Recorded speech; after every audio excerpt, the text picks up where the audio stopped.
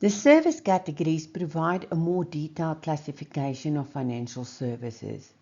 The classification is based on the specific nature of the advice or intermediary service being rendered.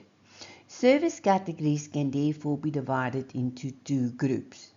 The first group consists of advisory categories, which relates to advice. The second group consists of intermediary categories, which relates to intermediary services. The first distinction is therefore whether the financial service is advisory or intermediary in nature. Let's distinguish between advice and automated advice.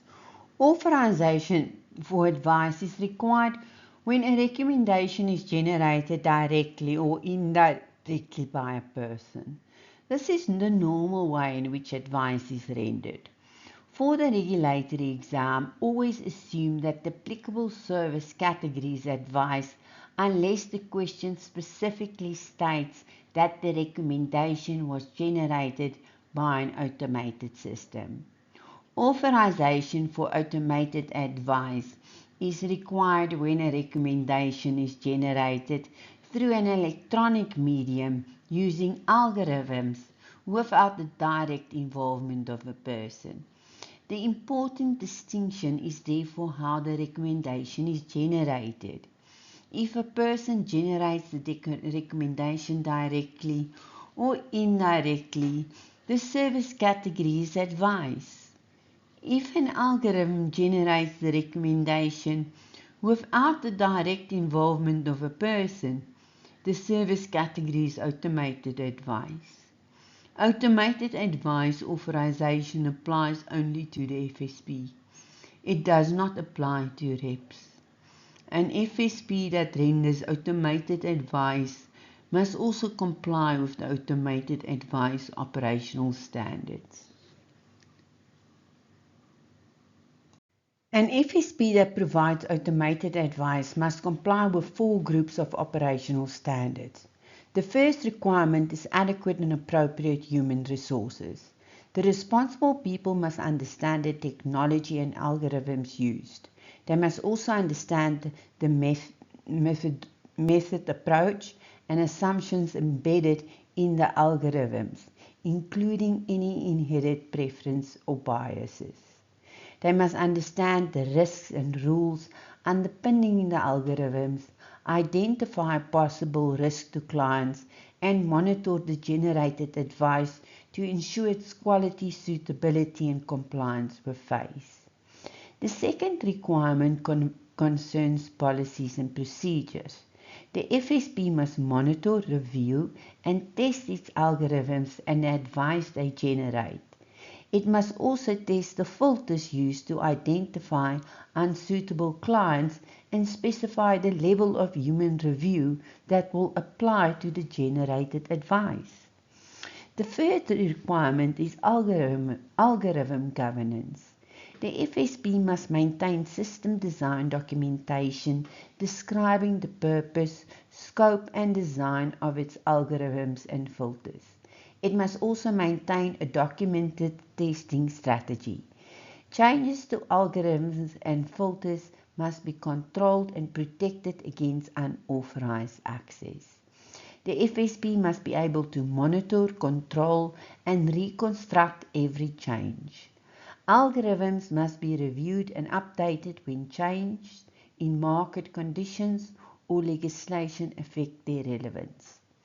If an algorithm or filter error is detected, the FSP must suspend the provision of automated advice.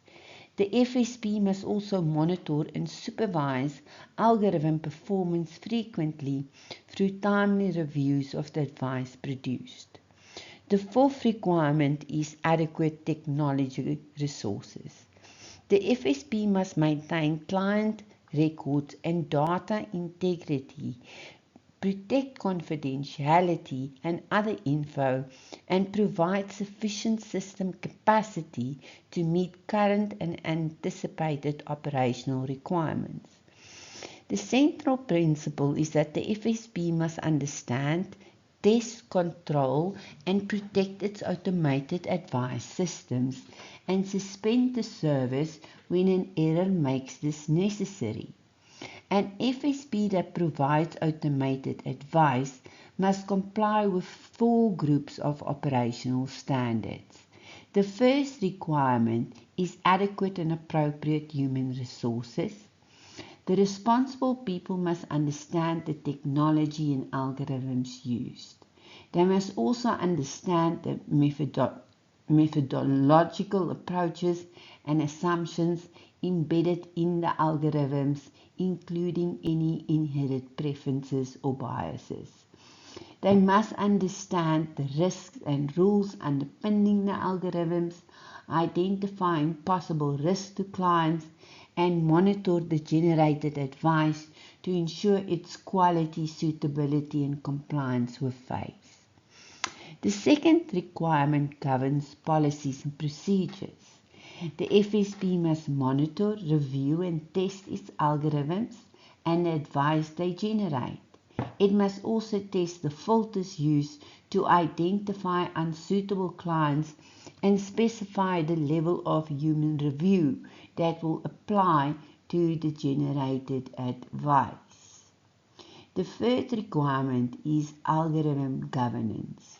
The FSP must maintain system design documentation describing the purpose, scope, and design of its algorithms and filters. It must also maintain a documented testing strategy.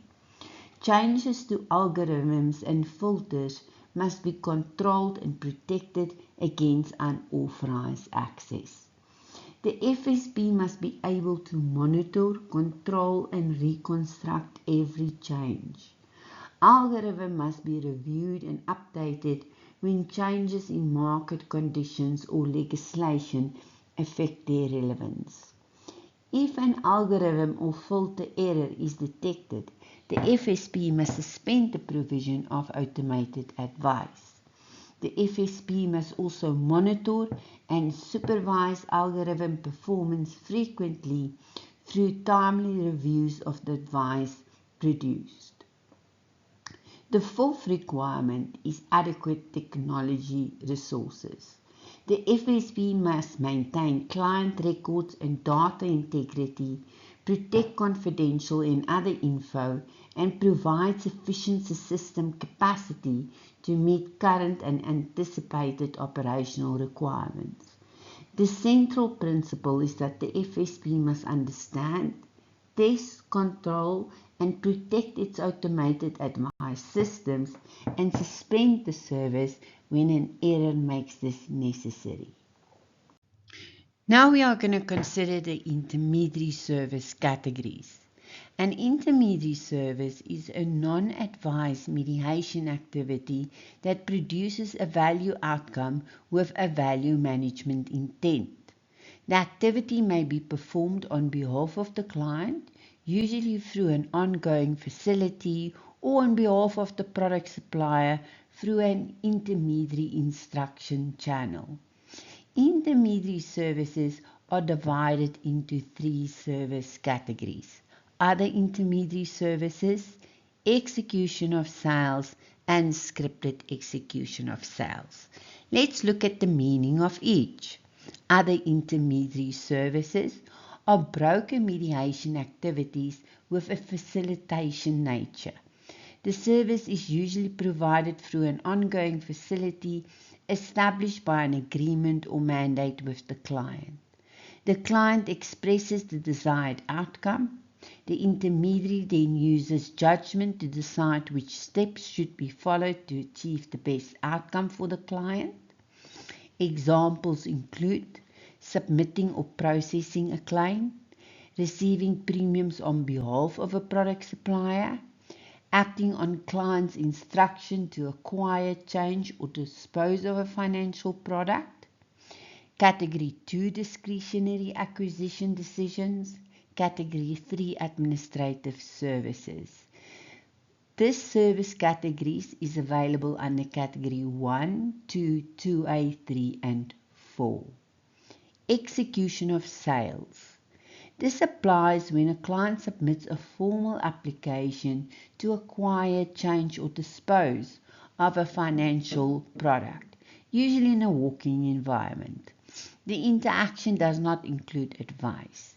The FSP process does not use a prescribed script and no additional regulatory conditions apply to the execution process.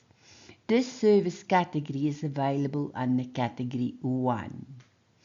Sales execution includes buying or selling a financial product, investing or disinvesting in an investment product, dealing in, replacing or varying a financial product. So that you can see, like taking premiums or handling a claim cannot fall under sales execution.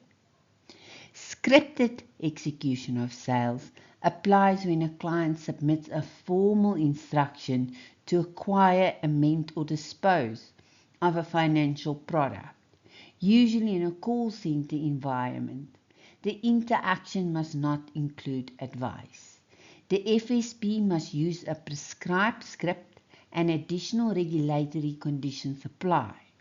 This service category is available under Category 1 and applies only if all the script conditions are met. When an FSP authorizes a rep to perform scripted execution of sales, all the script conditions must be met. The representative must at least have a grade 12 or NQF level 4. Sales execution must follow a script approved by a key individual and the relevant governance structure of the FSP. The FSP must regularly monitor reps or review call recordings to ensure that they do not deviate from or add to the approved script. The script must be reviewed regularly to confirm that it remains appropriate and compliant. Execution of sales must take place under the direct oversight of a key individual. All telephone conversation with clients must be recorded. The recordings must be stored and retrievable. The FSP must have sufficient and adequate controls to ensure and monitor that the representative does not provide advice. The FSP must also monitor its sales practices and techniques. They must not be misleading, false, inappropriate for the target clients, or likely to produce unfair outcomes. Finally, the FSP must regularly review the effectiveness of its sales controls and quality assurance processes. Remember, scripted execution of sales requires an approved script, direct oversight, monitoring, recorded calls, no advice, fair sales practices, and effective quality assurance controls. A service category analysis is used to determine the advice or intermediate category of authorization required to permit the financial service described in a scenario. To make the process easier to understand, the service category analysis is divided into two decision trees. The first is the service category info analysis. The second is the service category non-info analysis. For this section, we are focusing on the service category info analysis, which is an advice check. The decision tree analysis the nature of the info presented in the scenario.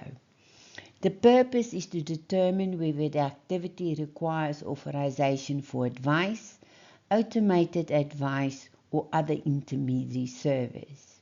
Where necessary, the purchaser's input must also be evaluated.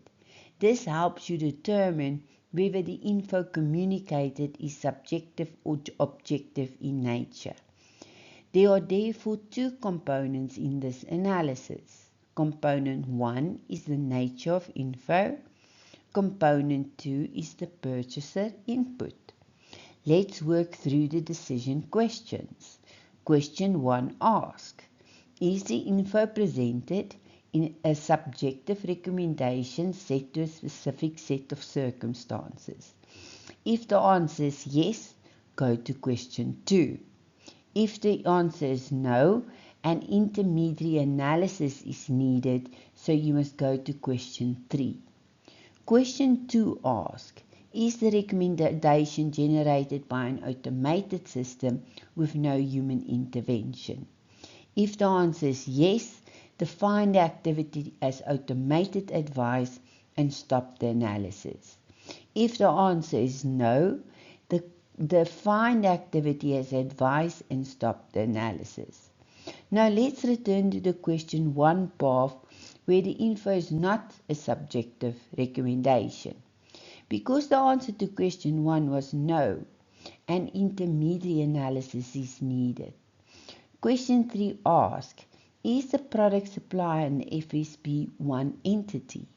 If the answer is yes, define the activity as a value function and stop the analysis. If the answer is no, go to question 4. Question 4 asks, does the info, despite being factual, lead to the acquisition or amendment of a product? If the answer is yes, define the activity as other intermediary service and stop the analysis. If the answer is no, define the activity as non-phase and stop the analysis. Remember the main split in the decision tree. If the info is subjective recommendation set to a specific set of circumstances, you use question 2 to distinguish between automated advice and advice. If the info is not subjective recommendation, an intermediary analysis is needed. You then use questions 3 and 4 to distinguish between a value function, other intermediary services, and non-phase. The service category non-info analysis examines the nature of the non-info activity to determine the required service category. The possible outcomes are other intermediary services, scripted execution of sales, and execution of sales or value services non-phase. 2 components are evaluated: the nature of the non-info activity and the purchaser input. Where necessary, determine whether the purchaser expressed a desired outcome, submitted a formal application, or gave an explicit instruction. Question 1 asks whether the product supplier and the FSP are 2 separate entities. If the answer is no, we classify the activity as a value service non-phase. If the answer is yes, continue to question 2. Question 2 asks whether the activity involves submitting or processing a claim, receiving premiums, making Category 2 discretionary acquisition decisions, or performing Category 3 administrative services.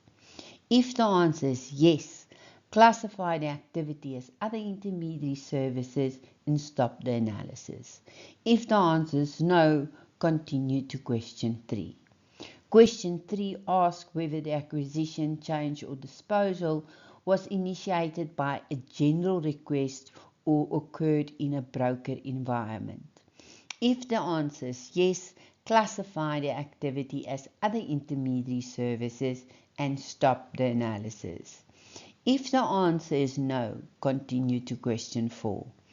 Question 4 asks whether the acquisition, change, or disposal was initiated through a formal instruction or application processed in a scripted environment monitored directly by the key individual.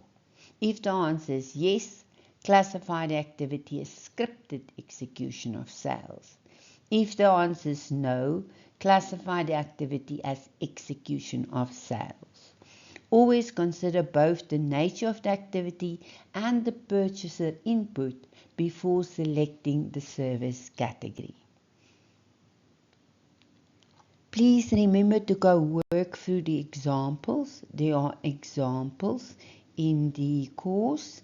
Go work through them so that you can start to get the process and the questions that must be asked.